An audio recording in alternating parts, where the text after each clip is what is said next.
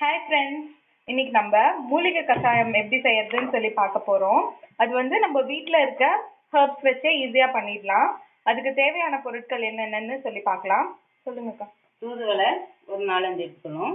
Okay. வெத்தலை ஒரு 4 எடுத்துக்கணும். கற்பூரவள்ளி ஒரு 4 எடுத்துக்கணும்.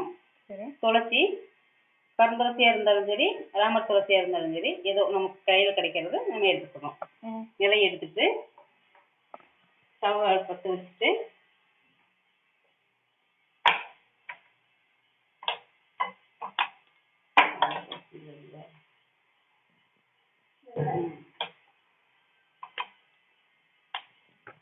பாத்திரத்தை வச்சுட்டு இந்த டம்ளரில் 2 டம்ளர் தண்ணி ஊற்றணும்.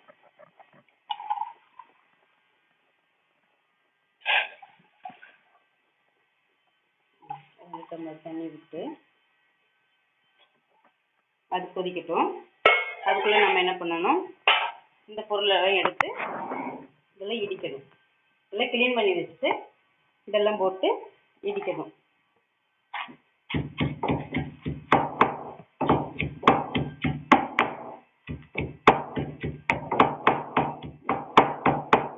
தூதுவளை முதல்ல போட்டுருக்குறேன்.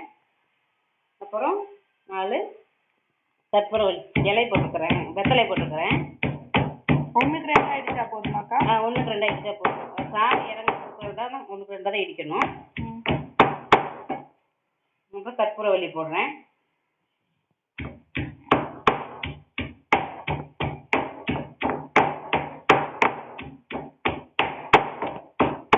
அப்புறம் துளசி.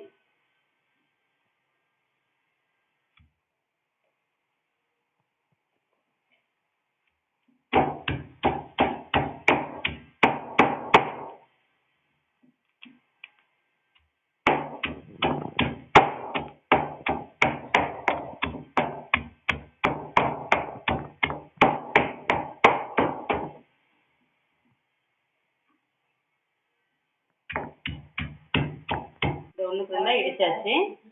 இதை எடுத்து நம்ம கொதிக்க வச்ச தண்ணிக்குள்ள போடுறோம்.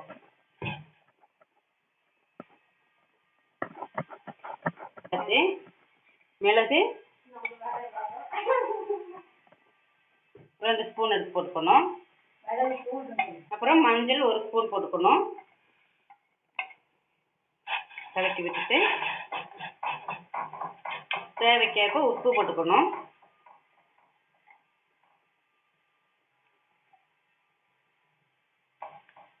வந்து 2 டம்ளர் போட்டிருக்கிறோம், தண்ணி ஊற்றிருக்கிறோம். இந்த 2 டம்ளர் 1 டம்ளர் வர வரைக்கும் கொதிக்க விட்டு நல்லா வத்த விடணும்.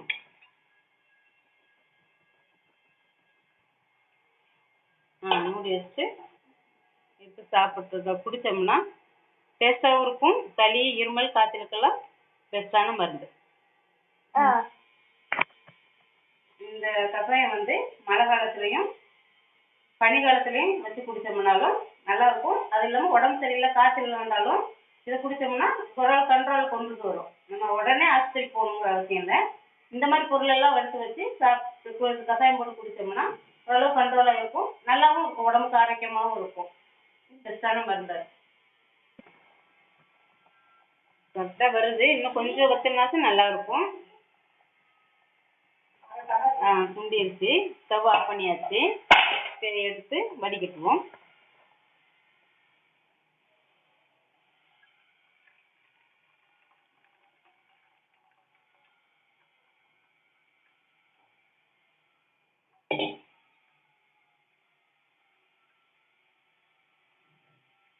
சேர்த்து இதுக்கப்புறம் டம்ளரில் ஊற்றிடணும்.